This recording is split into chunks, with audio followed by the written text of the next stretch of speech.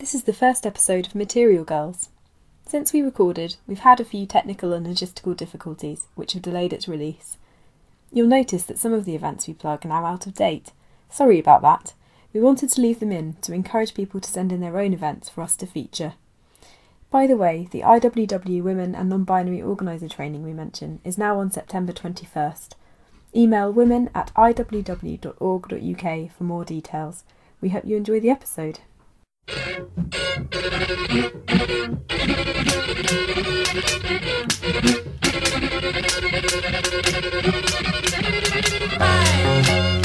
hear music outside, and I hear the music inside. No sign to falling, no for all to live until my mind is still my mind, my life. I don't mind today. Hello and welcome to the first episode of Material Girls, a podcast about anti-capitalist feminism. My name's Vanessa. I'm Emily. I'm Lydia. So we are all friends from Feminism. We met at the Feminist Fight Back reading group about a book called Straight Sex by a feminist writer called Syndicalist. So we became friends over the last 3 years, and recently we decided to do a podcast. I feel like that's what all friend groups do now. Like, Yeah, you've just been friends inevitably. for a few years and then you just like have to start a podcast. It's the law now. It's the next stage of the friendship, Yeah. isn't it? Exactly. So we should say, because this is like an audio medium and there's no visuals, we are three white women. We're all cis. We just feel like it was important to be like upfront about our sort of subject position there. Like, we're conscious of the fact that we're speaking from a specific position and with specific privilege. We are aiming with the show and the podcast to cite black feminists and people of colour, and to make sure that we have those people like on the show to talk about like race and feminism, but also to talk about all of the other things that black women, that women of colour are involved with. So yeah, we strive to be anti-racist and to be trans inclusive. Like, trans women are women, and that's something that isn't up for discussion on our podcast. Mm-hmm. So we're going to introduce ourselves a bit individually, aren't we? So I'm Vanessa. I went on my first big march against the Iraq War. At university, I was in the Socialist Party with men, and it wasn't a great experience. So I probably wasn't that involved in political stuff until I then later got involved with Feminist Fight Back, which is the group that Lydia and I are both in. And then via that, I also got involved. Well, Lydia recruited me to the IWW, Industrial Workers of the World, a radical union. So that's one of the things I'm involved in at the moment with the Careers campaign. So the delivery riders and Uber Eats. I am in the Labour Party. I'm not happy about it.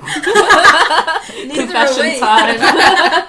And I'm also interested in work, which I became interested in through writing about the impact of insecure and precarious work as part of Psychologists Against Austerity, and then more recently the kind of criticisms of work as a health outcome. So that's my other kind of interest. I'm Lydia. I'm in Feminist Fight Back with Vanessa. I actually, before I met Vanessa at the Straight Sex reading group, I'd actually heard about Vanessa. She was like a legend in Feminist Fight Back, because when we were doing actions where we would kind of blockade a church, so that we had a kind of nemesis in Feminist Fight Back, a group called Helpers of God's Precious Infants, who would like have a mass at church, and then they'd like go to an abortion clinic and harass people who were arriving for abortions. And Vanessa would like dress up as an I anti-choice. was volunteered by Eleanor as someone suitable to dress up as a Christian and basically be a plant inside the church and then message them when they were about to come out so that the feminists outside could start making noise and blocking them, which was quite scary. Yeah. But I did enjoy, I guess, trying to make myself look like a Christian. But I did also have to do the handshaking thing where they all go around and say, like, God be with you, or whatever it is. So that was my most nerve-wracking moment where I thought I'd be found out. Yeah, shocked. They'd be like, that handshake, that was not very peaceful. And not very Christian. No. That was an impure handshake. Yeah. So, but yeah, Vanessa was like a bit legendary for being our spy on the inside. Yeah, I've been in Feminist Fight Back for a number of years. So Feminist Fight Back is an anti-capitalist feminist group. I'm also, as Vanessa said, in the IWW, so I'm a member of the London branch. I'm also the women's officer for the UK, or Wiserer Reason, as it's known in slightly odd IWW speak. I mean, that is because of we're trying not to be regionalist. And so Wales is Wales, Ireland, Scotland, and England. England comes last. Yeah, which is as it should be. But I'm also involved in a project called New Syndicalist, which is a blog and a podcast about workplace organising. So yeah, you can also find me on that podcast, I guess. If you're more of a veteran podcaster. Yeah, I'm not sure. So thank you for your support. My very limited skills. Yeah, it's me. And I'm Emily. When we were talking about this, about like, you know, going for your background of how you came into politics that you are now, it's quite hard to choose what was kind of the main influence. But I think I went to university around the time that they announced they were going to do triple of tuition fees. So I remember going on the first Millbank March, and I had a sociology teacher who was like massive anti-Thatcher, punching cops in the 80s. It was like a nurse beforehand, and I remember she said to us in our class, she's like, I can't tell you to go on that march tomorrow, but if any of you are in, I'll be very disappointed. She was great. So I guess for that, it was kind of, you know, obviously going to university, you get involved in left-wing politics. I did quite a lot on my campus. I think there were two different things that kind of shaped my feminism, one within work and one within political activity. So I used to be part of a very lovely political group called the Socialist Workers' Party. And as we know, they aren't so great. And there was like a lot of cover-up about sexual assault, and, you know, basically they really failed to care for women, kind of completely throw women under the bus. So that kind of emphasised, like, you know, they were seeing feminism as like a identity politic, and like something that gets in the way of organising. So naturally I left them. And then I think the other thing as well is just working in low-paid job as a carer, like throughout, before uni, during and after. And like I know we'll come on to like sort of care work in another podcast, but I think that's a really kind of like influence, you know, what it's like to work 12-hour days for like $6.40 an hour in kind of like horrible conditions. But now in London I'm more kind of involved in like mental health organising. So I'm in a group called Mental Health Anti-Capitalism, which is like a group made up of people who have lived experience of mental health but also work in the profession, and sometimes both. And really that's kind of like a anti-capitalist group where we have monthly meetings, we have a discussion about topics, you know, like housing, gender, poverty, etc. And then like a solidarity and support section where we kind of break down into smaller groups and talk about what's been going on. So yeah, that's a short intro, I guess. Cool. So we have decided that the aims of the podcast are, number one, to show that there's more to feminism than women in boardrooms and leaning in. Two, to encourage people to get involved in anti-capitalist feminist organising.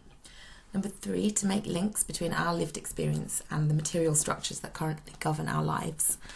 And lastly, to present anti-capitalist feminist analysis on how we live now and our experiences.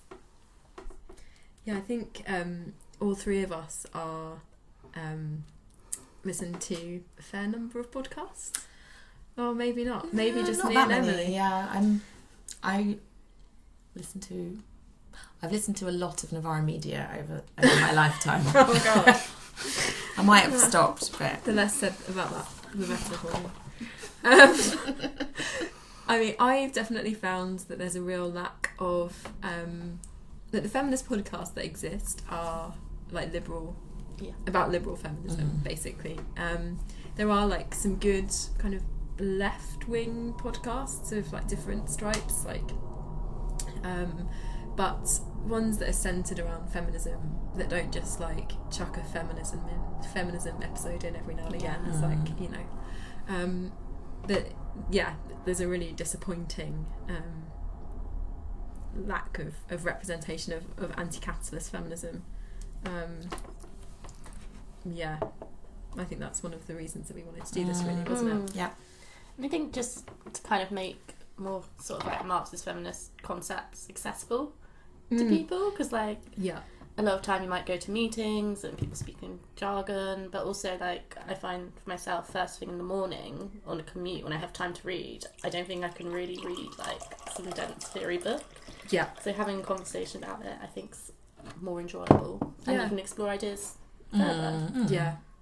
And I think it took me a long time to realise that there was such a thing as Marxist feminism, or like it was always presented kind of as in opposition, like any sort of class analysis or like really left-wing position was often presented in opposition to feminism. So it was only through like coming across Feminist Fight Back and then doing quite a lot of reading and coming across things quite accidentally that I was able to find out about stuff that helped those things to make sense. Yeah, I feel similarly. I felt like for a long time that my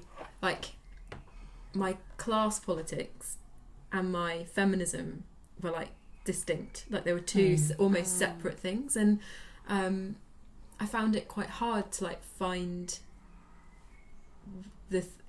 get to the kind of the crux of what kind of held those things together.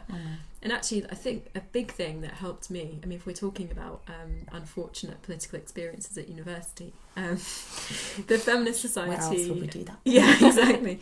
The Feminist Society I was involved with at university was we did some good stuff, but we also did some extremely bad things, like so they were trying to open a strip club in New Cross, where we were at university, and we ran a sort of fairly unpleasant and puritanical campaign against this strip club opening. I think amongst our objections were some serious things about like the venue that it was going to be held in, and like what we knew about the people that were going to be running it, but yeah, when I look back on it, that is not something that I would ever do now. And one of the big things for me, a big turning point in my politics, has been like listening to sex workers who, like through social media and things like that, have kind of finally got a bit of a platform to speak about their experiences. And actually, sex work was a key thing for me. Understanding like sex work as work actually brought those two bits of my politics together. It helped me understand the politics of sex work, but also work and gender. So I really credit like sex workers online with like really shaping my politics and bringing those two things, class politics and gender politics, together in a really strong way that's really stuck with me. Have either of you read Revolting Prostitutes by Gina McElroy Smith? Definitely read it, because I think that's something that really kind of was not only eye-opening, but kind of criticises the industry, but really as well as like really like talking about the experiences of sex workers and talking about like impact of borders, etc. as well. And it's not this kind of false choice between thinking like the sex industry is good or the sex industry is bad. It's like, no, it's quite... work is bad. Work is bad, yeah, exactly. They do an amazing job of explaining that like really clearly. It's such a good read. And it's a really good example of how people in positions that don't usually get listened to actually often will have an excellent analysis of things that we might find it hard to put together or make sense of. Yeah, Definitely. absolutely. So I think Emily's going to talk to us about why we're not liberal Liberal feminists, feminists. which I'm looking forward to. I mean, this could go on for hours, but we'll try to keep it short. So last night I was talking to a friend, and what I said to them was, what's the first thing you think of when you hear the term liberal feminism? Okay. Nice question. bit of homework for the podcast. What they said to me is they started listing writers of New Statesman and Guardian. I can think of one. And I'm not going to list that here because I don't think we want too much beef in our first podcast. But I'm curious, what comes to mind when you hear the term liberal feminism? I would definitely New Statesman comes to mind, like several writers there, but like one in particular. Somebody described the feminism of New Statesman as head girl feminism, and I was like, yes, that's spot on, really, isn't it? Head girl feminism. Yeah, I definitely think of that, and I think of just the fact that like literally anybody can call themselves a feminist, like no matter what they do. Like, so if you do really terrible things that are awful for women, and particularly marginalised women, I guess unless they're not you specifically, it's maybe fine. That's what I think of, is like people that do terrible, dreadful things to all kinds of women, just being able to say they're a feminist. I think the term that came to my mind straight was like what I associate with liberal feminism is like a individualistic feminism. Yeah. That often it's about that one person or a small group of people, and I think there's the famous example of boardroom feminism where liberal feminists were like, we want at least 50% women CEOs, whereas anti-capitalists, Marxist anarcho-feminists are like, fuck off, we don't want any CEOs. But yeah, so I think it's I guess with liberal feminism, it's another thing I was reading. Gosh, it's bad. The Wikipedia article, okay? Because like when you read something so much or know such a concept, then you're like, actually, what is it? What's define this? And someone had written it was like the radical notion that women are people. I feel like we can do better. I saw that on a t-shirt today. Did you? On a t-shirt on Wednesday. Oh, well, I've got some more to talk about t-shirts and feminism in a bit as well. Liberal feminists on a t-shirt. But yeah, I think it's kind of... I mean, I'm wearing a t-shirt right now. Do you think this is a liberal feminist t-shirt? No. I think it's the Venn diagram, and on one side it says loud white men, on the other side it says opinions that matter. There's a very small overlap. Almost no overlap. I appreciate how you're like showing that. Like, Vanessa has forgotten this is not official media. This is not a YouTube vlog.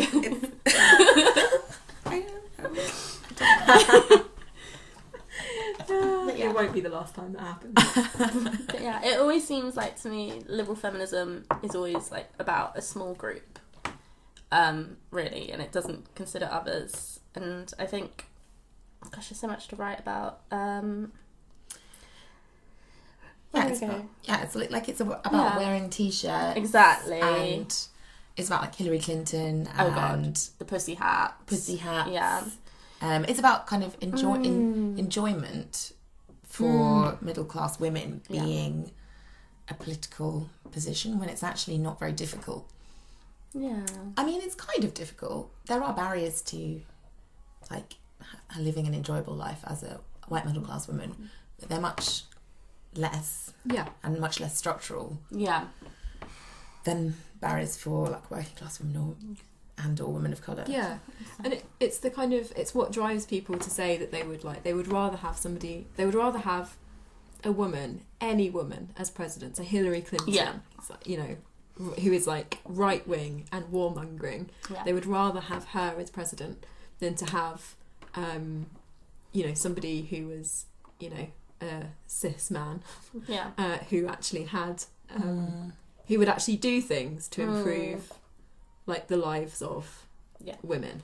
I mean, I actually can't believe I've used that example given my strong aversion to electoral politics. But that's the, you know, that's the kind of thing. And I think with the, you know, with like the US election happening in the next couple of years, there's going to be an awful lot more of that, like there was kind of last time around.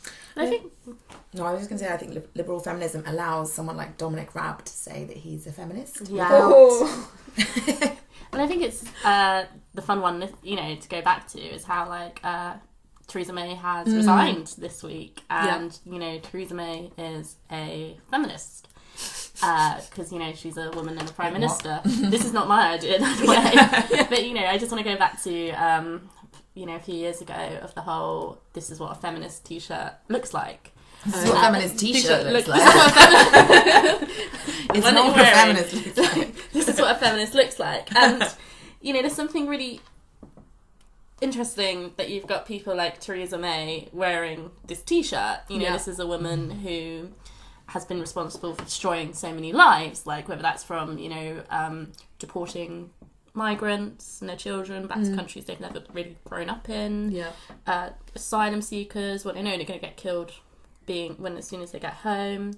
But also, you know, just continuous like cuts to public services, which women rely on. Yeah, and also most people who work in these public services are women. Yeah, and I think there's this thing with liberal feminism. On one hand, you know, for years I find that people take the piss out of you if you called yourself a feminist. Like, I definitely remember growing up, it's like, oh, you're a feminist, does that mean you're a lesbian, you hate men? And I'm like, well, I do sometimes, hate... yes. Yes and yes.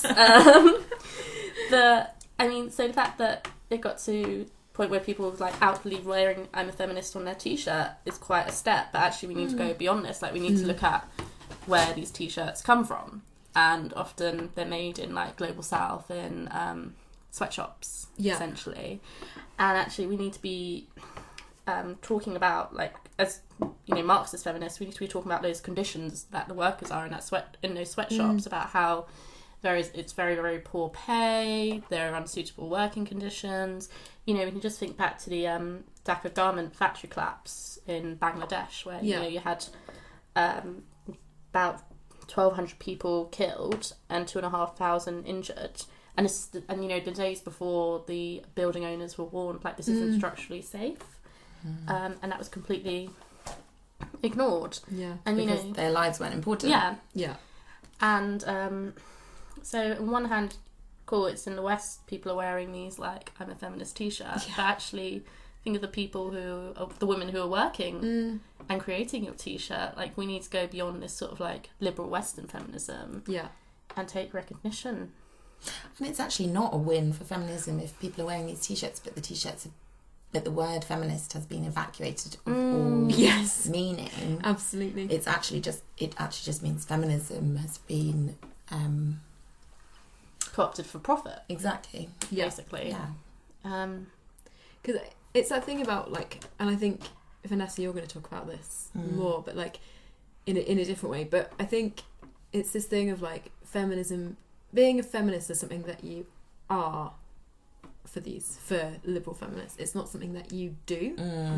And so if you say you're a feminist, and regardless of what you do, regardless of whether you do anything to like liberate women or you know, people that experience oppression and marginalization because of their gender, or you know, even people that actively harm women and you know, because if all it is an identity that you can wear, you know, on a little badge or on a t-shirt, I mean, like you said, I mean, it has been completely evacuated of meaning. It's not something that you do. It doesn't. There's no value system attached to it at that point, because, you know, you see this all the time when people critique people like Theresa May. When people say, "Hang on, Theresa May is 100% definitely not a feminist," people. New statesman type people will chime in and say, oh, you know, no, hang on, it's enough to say that you're a feminist. What? Yes. Yeah. How Yeah. does that even make sense? Yeah. Oh, there's all different types of feminism. And it's like feminism just cannot include somebody like Theresa May, who thinks that, like, she probably thinks like men and women should be paid the same, right? Like, that's probably what she thinks. But she thinks that, like, she would be like anti-unions or like, you know, yeah, it's the right. the gap between the most highly paid and the lowest paid workers. She's happy for that to be like as wide as possible. Poor people deserve to be poor. Yeah. You know, they're not working hard enough. That kind of. Yeah. If she can say she's a feminist, then it doesn't mean anything. So I think we actually have to gatekeep the word feminist. I think we have to be able to say, I'm sorry, like, you aren't a feminist. What It's you're not up to doing is not scratch. feminist. And because if we don't hang on to what it actually means and what it's actually about, which is about liberation in all kinds of different ways, then it doesn't help us in any way. It's not useful. I was just going to say, I think it's, for her, it just seems to mean the right to inhabit positions of power and to wreak as much violence as men have the right to wreak. Yeah, totally. Yeah. I think what was, just kind of summarise, as we said, like a lot of liberal feminism fails to link with class and not really realise how much of an impact class has, and like the exploitation of women workers. And we're in a situation where there's more women who are doing like precarious 0-hour contracts. Women tend to be paid a lot less, although some liberal feminists do comment on the pay gap, which is really good, but again, they're not going far enough. Like, they're talking about it for kind of like a small bunch of salaried workers on salary, but actually we need to speak about those workers who are on a minimum wage, like, who aren't going to know when they're going to get shifts next. But also I think one of the things that why we're not liberal feminists is that they kind of fail to recognise what we'd call like a double shift, about how women are responsible for most of like domestic labour in their households. So, you go to work, you do your kind of like crap job, and then you get home and a lot of women are doing child rearing, cooking dinners, making sure people are at school, their children can go to school, like, doing all the preparing children for school. That's it. And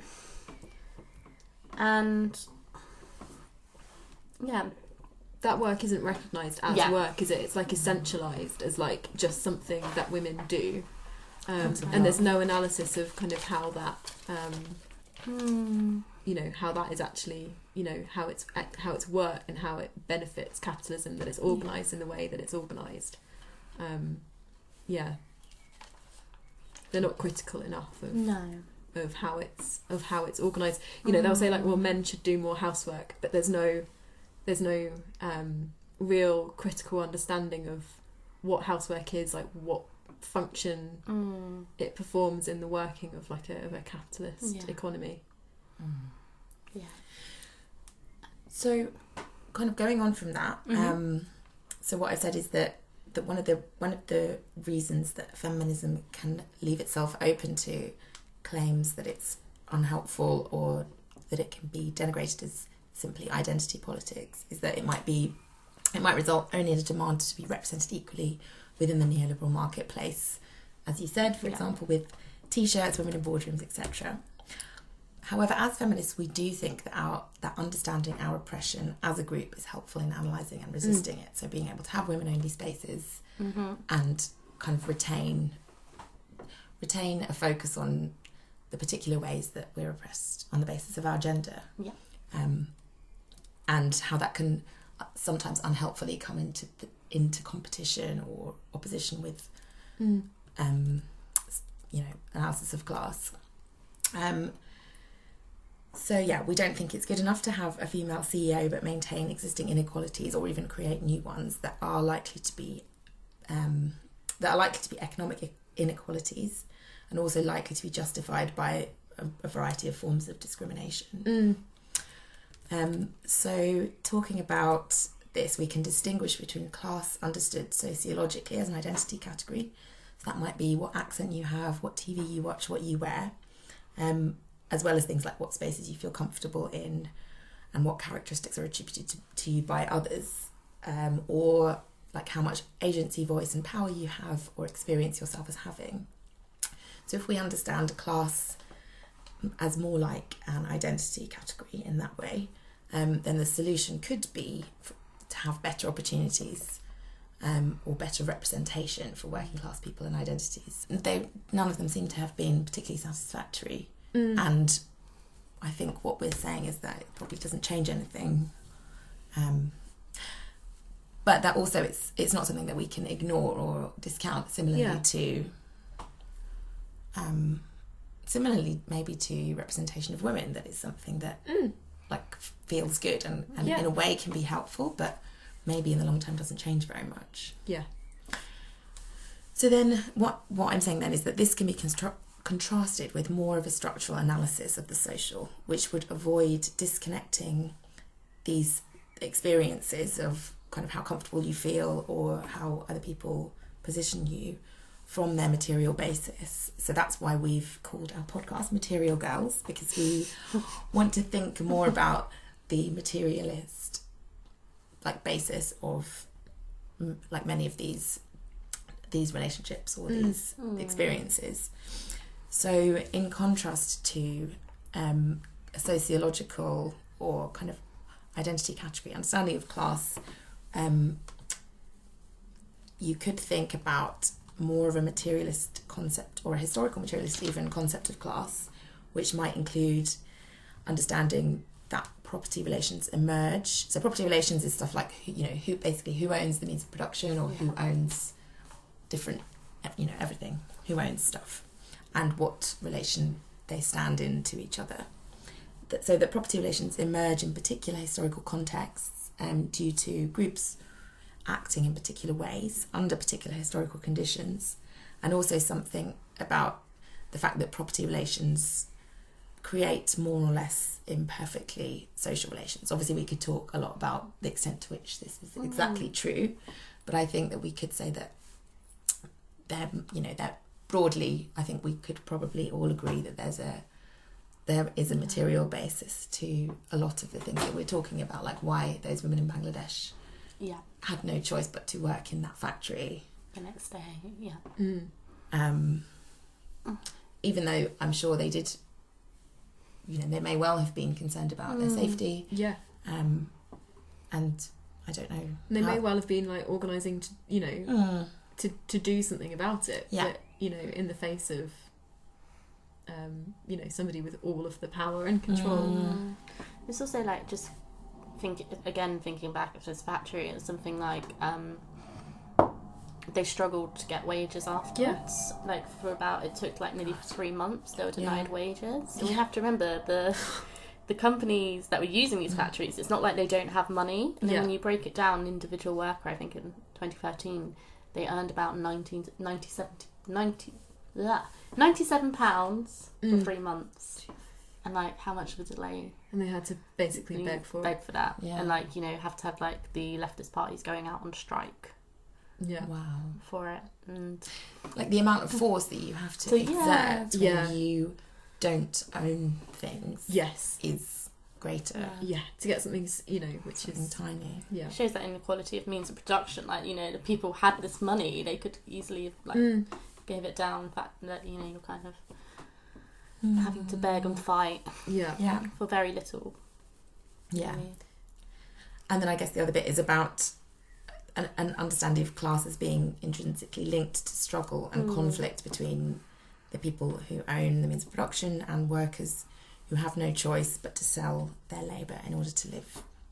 So, and the solution for this is, well, there's only one solution: revolution.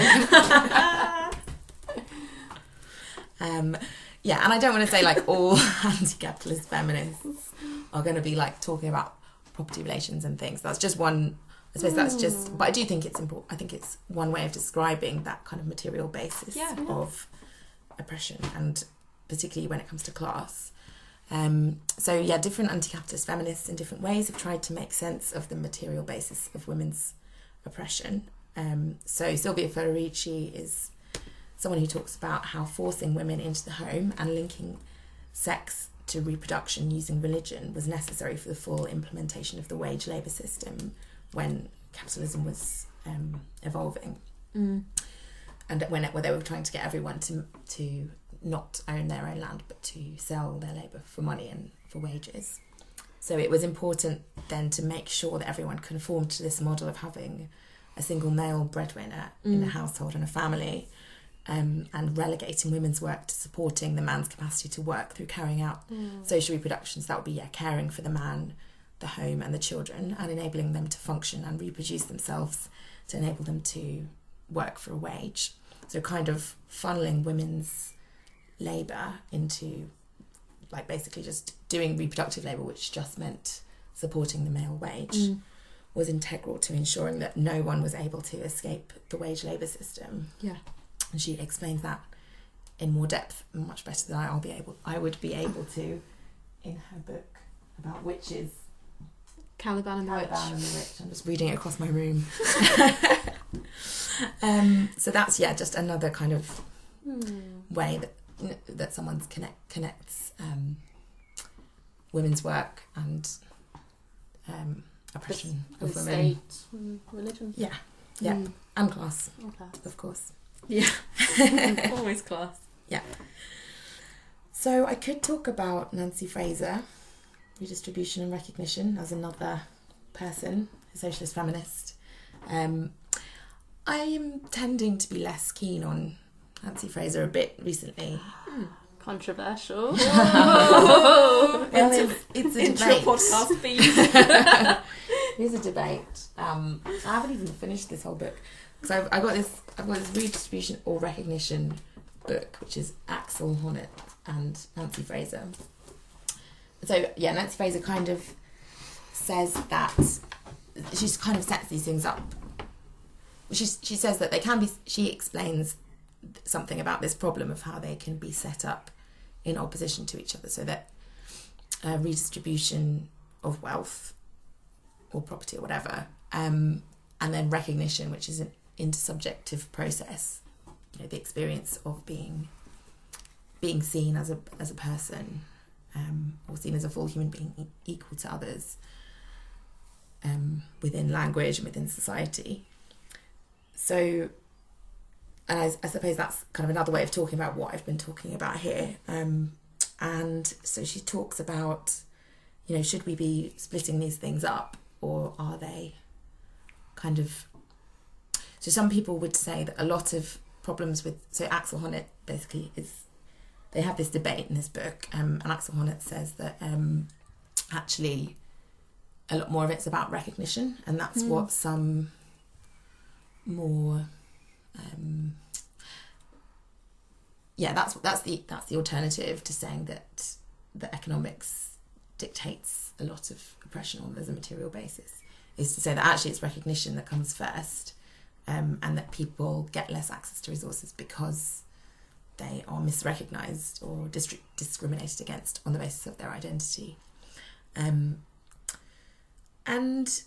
it can kind of get into a bit of a false dichotomy, but they've come down on different sides of the fence. Nancy Fraser's solution is to say that some identity positions are more problems of recognition and some end up being more problems of redistribution. So she's saying that class is kind of like what I was basically saying, that class is more of a problem of redistribution, and sexuality, she particularly says, so being gay is more of a problem of recognition if you were only gay, obviously, but were also middle class and maybe even a man, I don't know. Right. So that's kind of her solution to the problem, is to say that it's different depending on where you are in different identity, in different identity categories. So that's just a little summary of this book. But I think, so the paper that I'm going to recommend in the reading group corner section is The Coloniality of Gender, which is I love that you're just fuck it, it's not even reading corner time. I just saw this come up and I was like, she's doing it. She's gone renegade on our first episode. No. Ignoring the schedule. Look. I was just going to say that this is another thing about it, basically. But I'll come back to it in Reading Corner. Is it called Reading Corner? I don't know. Reading Group. Reading room. It's Reading Group. Group, okay. The Reading Room would be a good name, actually. Okay, I'll come back to that later, but there is also another position, also many other positions that relate to this. Really, but I could go on forever. That's a little teaser for Another episode. the reading group later, and then probably a whole other episode. So we're just going to take a quick break for a little section that we're calling Community Notice Board. So this is a bit of the podcast where we're going to plug feminist events and feminist organising that's happening in the next kind of month or so after this is released. So the three of us are based in London, so we'd really appreciate it if people could get in touch with us about events that they're organising, or if you have an organising meeting, you're trying to get a campaign going, if you could let us know when and where those things are happening, like outside of London. I mean, if you have stuff going on in London too, great, but we're particularly looking for stuff that's happening outside of London. So you can email us. The email is materialgirlspod, pod, @gmail.com. So if you could email us anything that's happening, I guess, between now and September, that would be great. Cool. It's community notice board time. Welcome to this month's Community Notice Board. Here we just give you a rundown of a few events that are happening. So one of them that's coming up soon is Anti-University Now Festival from the 15th to the 22nd of June. Anti-University Now is an experiment to reimagine the 1968 University of London as an ongoing programme of free education where anyone can be a teacher. There are lots of great events lined up, so have a look at them on Facebook or antiuniversitynow.org. Another great festival that's also coming up is Fast Forward Festival, and this is on the 19th to the 21st of July in Thornbridge in Derbyshire. This is a festival of ideas, actions and organising, and this year it's going to focus on building autonomy, concrete plans towards Red Horizons. To find out more, log on to www.weareplanc.com.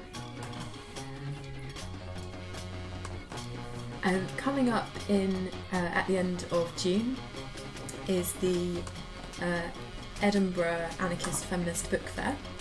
So this is happening at the City of Edinburgh Methodist Church on Saturday the 29th of June. So there's going to be stalls and workshops, and you can find out some more information at Edinburgh AFB, so anarchistbookfair.org. And on the 22nd of June, Lydia and I are going to be running a women and non-binary only IWW organiser training. It's on a Saturday. It'll be all day, probably from 10 till 5, and it's about learning kind of tactics for organising in your workplace, which you can do outside of a traditional service union framework. So IWW members and non-members would be very welcome.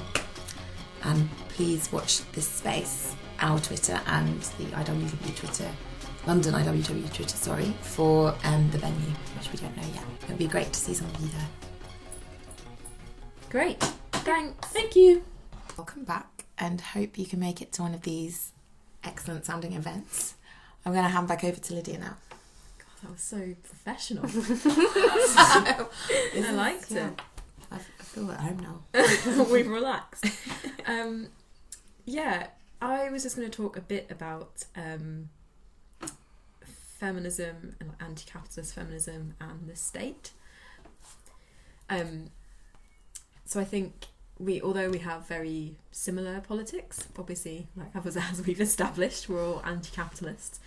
I think one of the questions on which there's a bit of divergence between the three of us is on the question of the relationship between like feminism and liberation in general and the state. I think it's on that question that we probably have the kind of a bit of a spread of views. So I would describe myself as an anarchist, and that obviously informs my approach to feminism and feminist organising. Vanessa, as she already mentioned, is a Labour Party member, but, you know, also we do lots A good person. but also a good person who we love dearly and who does like lots of really good organising outside of the Labour Party, and probably relatively little actual Labour Party work. Zero. Until the general election. Whereas I think Emily kind of sits somewhere in between those two things. Autonomous Marxism? Nice. Guess that would be a way. Yeah. Cool. Autonomous Marxist, there we are. Yeah. So we do have a bit of a kind of some different perspectives on this, I guess. I mean, what we have in common is, you know, how we identify kind of the root and the causes of gendered oppression and, you know, and other forms of oppression. I guess it's tension from the feminist movement, you know, from the beginning of the women's liberation movement. I mean, I guess the tension between like socialist feminists who are less critical of the state, although by no means not critical of the state, and anarchist feminists who reject the state as having like any part to play in liberation politics. So those are kind of broadly, you know, the positions on the state. Oh, Vanessa's just having a little cough. Sorry. We're people too. I have a cough. Yeah, I'm surprised I haven't sneezed, given that it's like hay fever season and my eyes feel like they're about to climb out of my face. Sorry, that's probably a slightly too graphic image for the podcast. TMI. Yeah. Of course, like, these are not the only perspectives on the state. I think something when Emily was talking about liberal feminism, something that kind of came up was, you know, there is a form of feminism which people refer to as carceral feminism, which is like much more reliant on the state.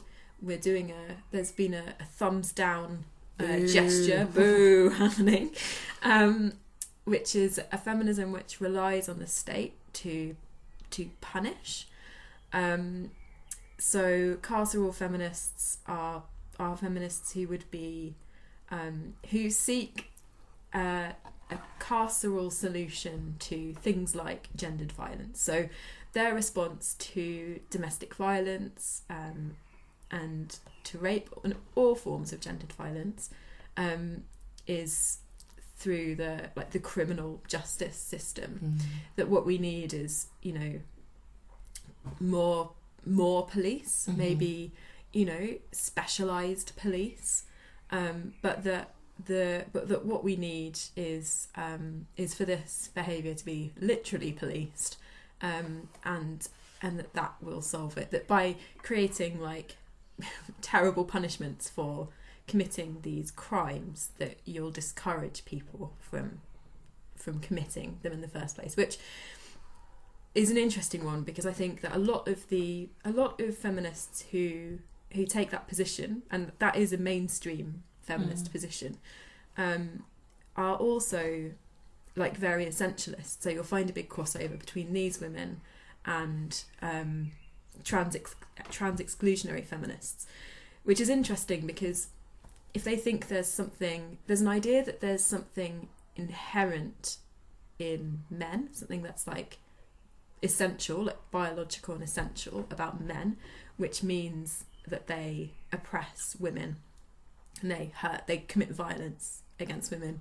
So it's always been slightly unclear to me how women who hold those views also think that a carceral approach, that locking people up, will actually reduce the amount of violence that happens, because it's never been clear to me how they resolve that tension between, on the one hand, something being essential, and on the other hand, being something that can be punished out of people. And it is difficult, because I think,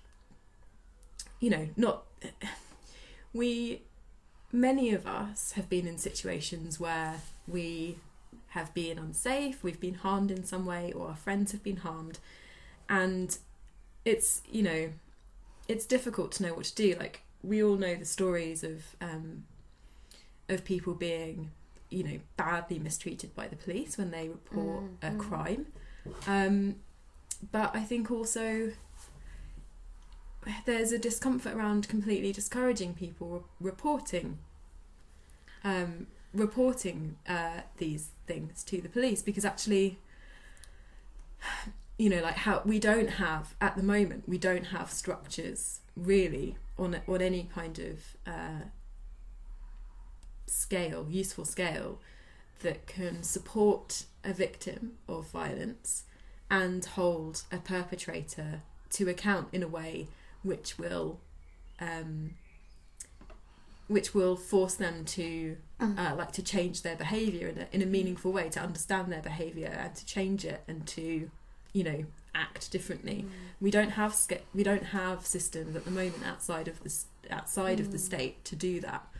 But for me, and I think probably for all of us, what we'd want to see is those structures being built and resources going into that, into like community-based accountability and support for survivors, rather than resources going into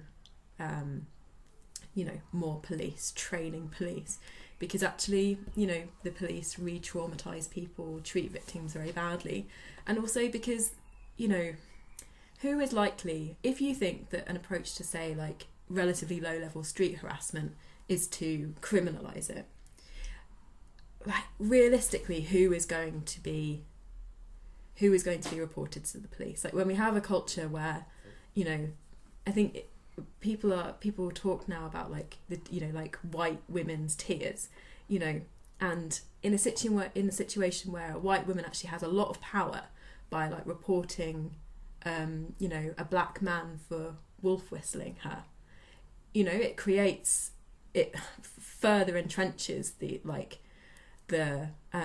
racialized disparities in our prison system.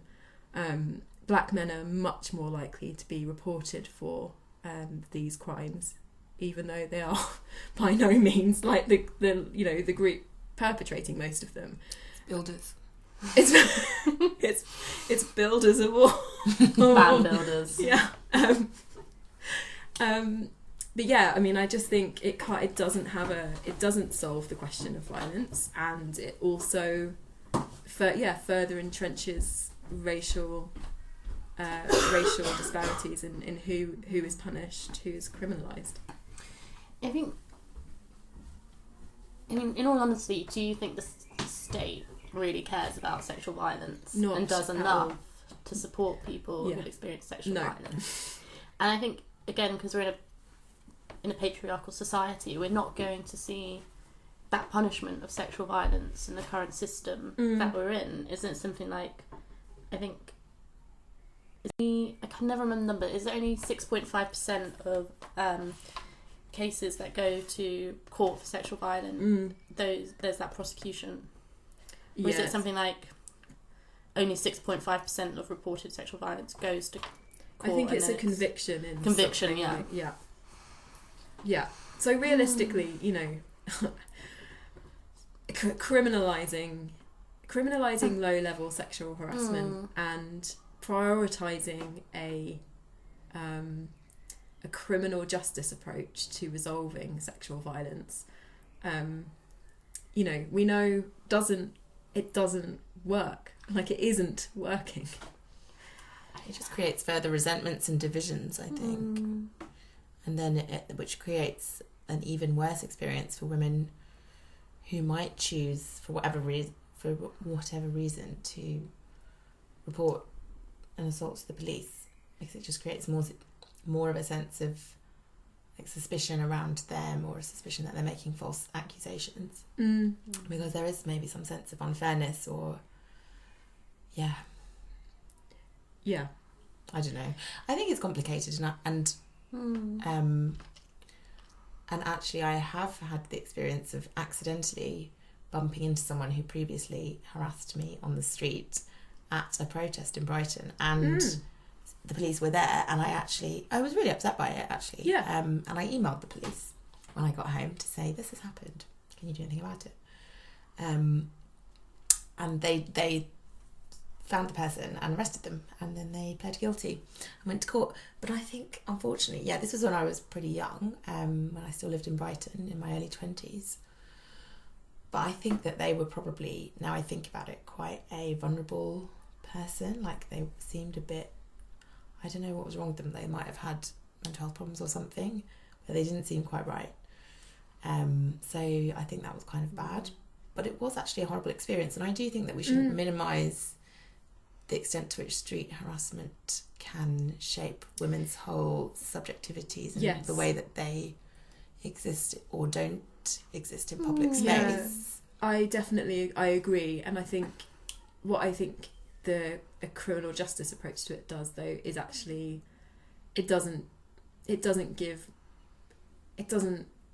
liberate women. Like, it doesn't make me feel safer in the street knowing that if the police hear that someone's like shouted at me, I don't feel like that's less likely to happen.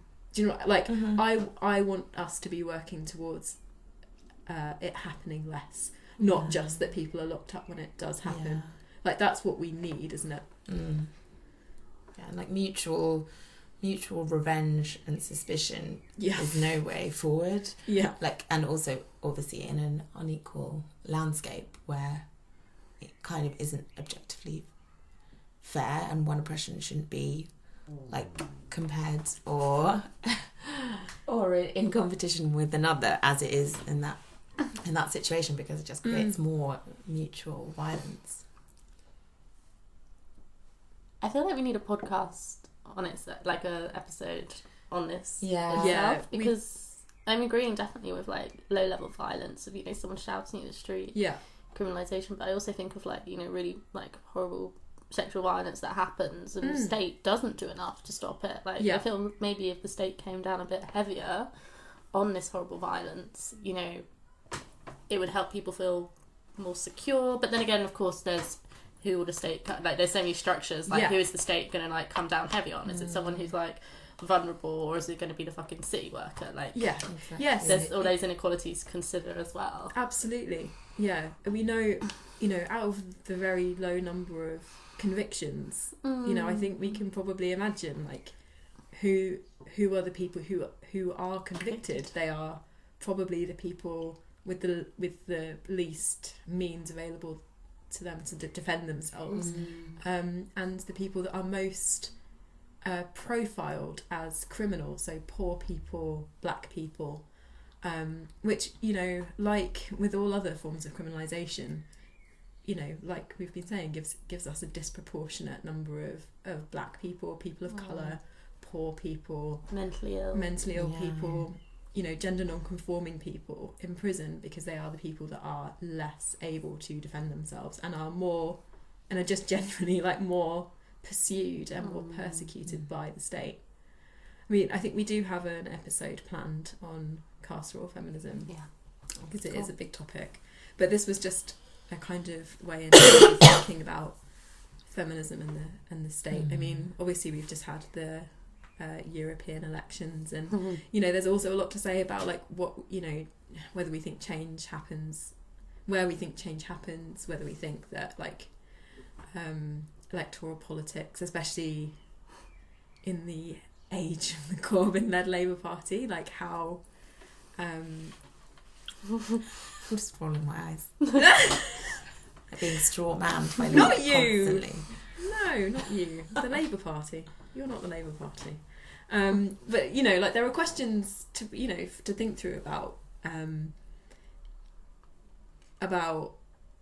whether or not the Labour Party gives us what we want. Because I think for me, even like quite radical social democracy isn't what I want, and I think that that's true for all three of us, isn't it? Like that's not, I don't think that's good enough. And I think I just don't see, when things like open borders are a key part of my politics, I think, and again, like the politics of all three of us, I find it very hard to square like a Labour Party which is, you know, anti-freedom of movement, that would police our borders. Controls on migration mugs. Yeah, exactly. I find that hard to square with what I want for us. But I think on the topic of, of course, I completely agree with what you just said, but I think there's a connection actually between women making demands on the state and the idea of like non-reformist reforms, which is creating space for people to think about what future they would like by not being like consumed by worry and like having no time to themselves to organise or think through their problems, and that applies also to like what women used to have access to from the state that they no longer have, which enabled them to be much more able to bring up children on their own and leave their husbands when they were violent or simply because they wanted to, which doesn't exist now. And the book that I've just lent Emily talks about it,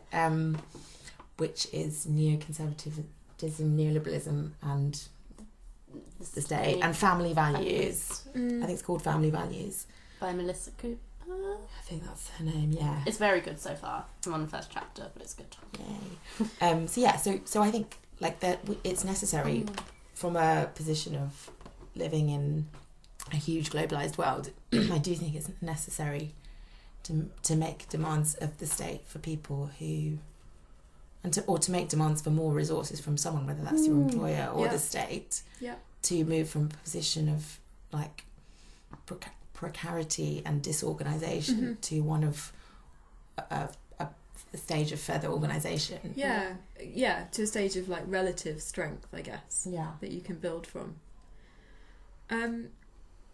So I think what we've tried to do with this episode is like just touch on some of the kind of key questions and tensions within anti-capitalist feminism. So what the difference between anti-capitalist feminism and liberal feminism, like what our understanding of class is and how that kind of reinforces and helps us to understand like how gendered oppression works, and the relationship that that feminism has to the state, whether that's through like when we think about electoral politics or whether we think about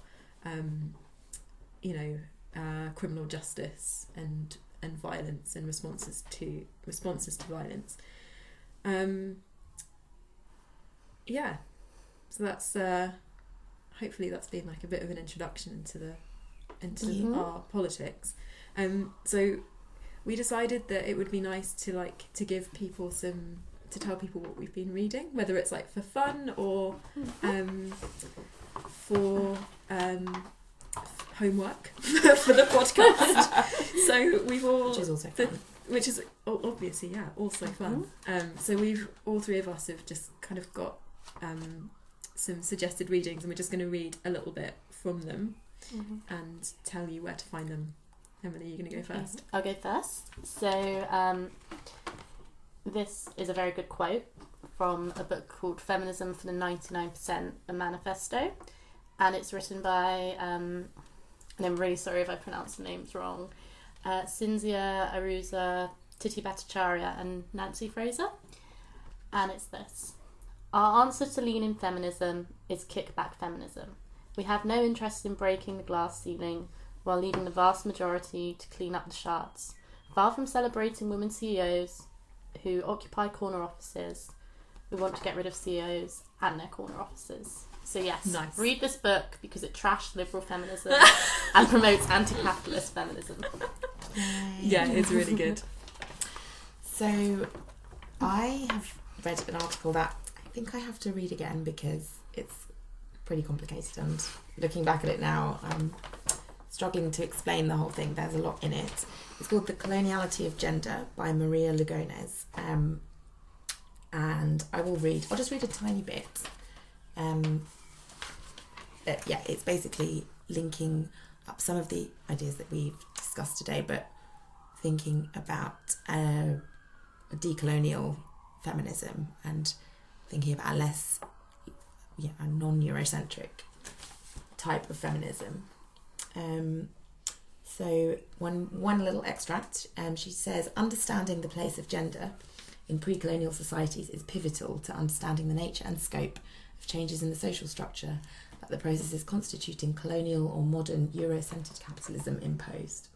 Those changes were introduced through slow, discontinuous and heterogeneous processes that violently inferiorised colonised women. The gender system introduced was one thoroughly informed through the coloniality of power. Understanding the place of gender in pre-colonial societies is also pivotal in understanding the extent and importance of the gender system in disintegrating communal relations, egalitarian relations, ritual thinking, collective decision-making, collective authority and economies, and thus in understanding the extent to which the imposition of this gender system was as constitutive of the coloniality of power as the coloniality of power was constitutive of it. It goes on, and you should read it, and I'm going to reread it.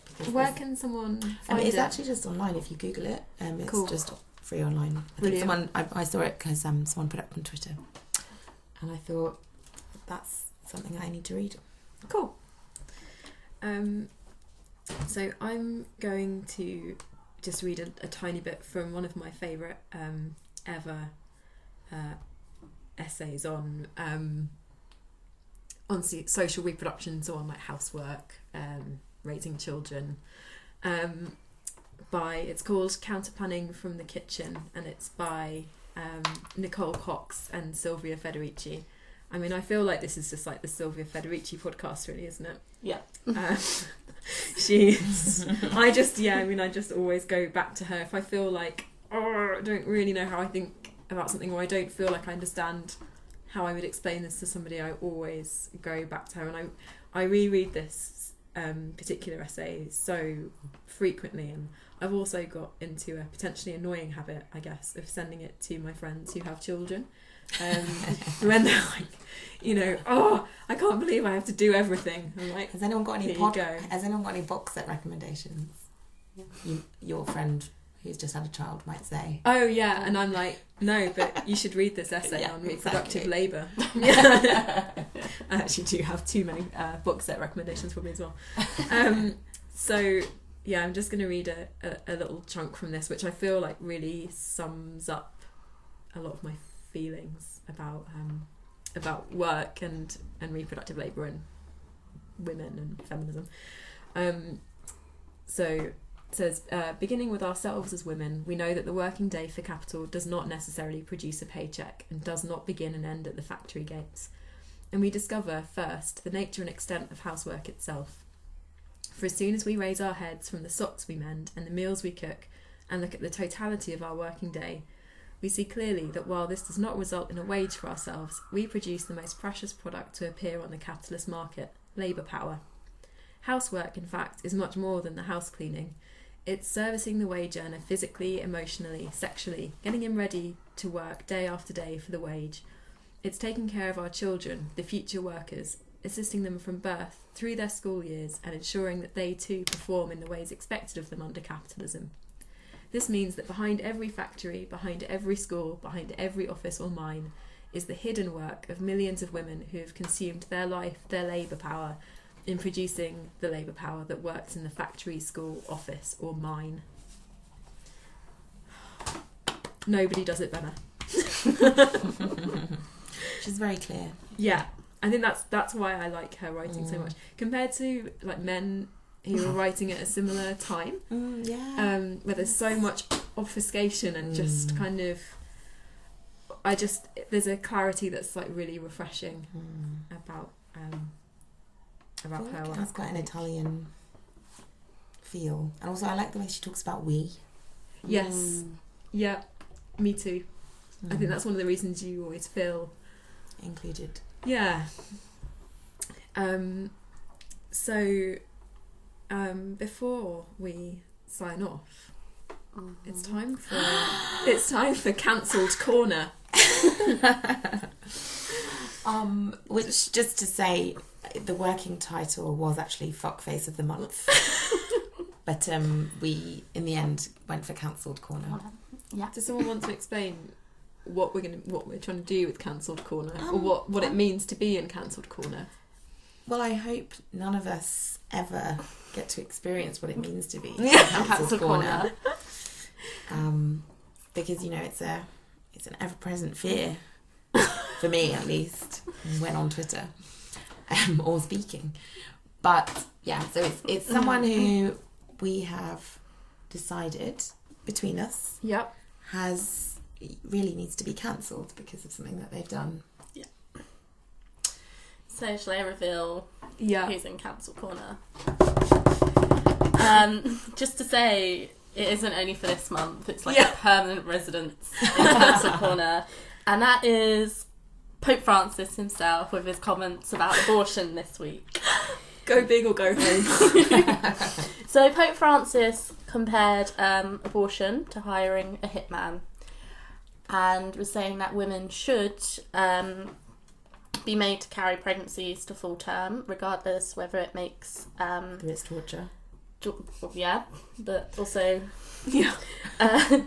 regardless of whether the fetus is sick or not. Right. So this means that the Catholic Church is encouraging women to go through pregnancies where, when they have that, I guess, child, they will die within the first they're not few hours. viable. Yeah, not viable, and they'll be in a lot of pain, and it's just, quite frankly, fucking disgusting to get a woman and a family to go through that. So this is why Pope Francis is in cancel corner. Cancelled corner.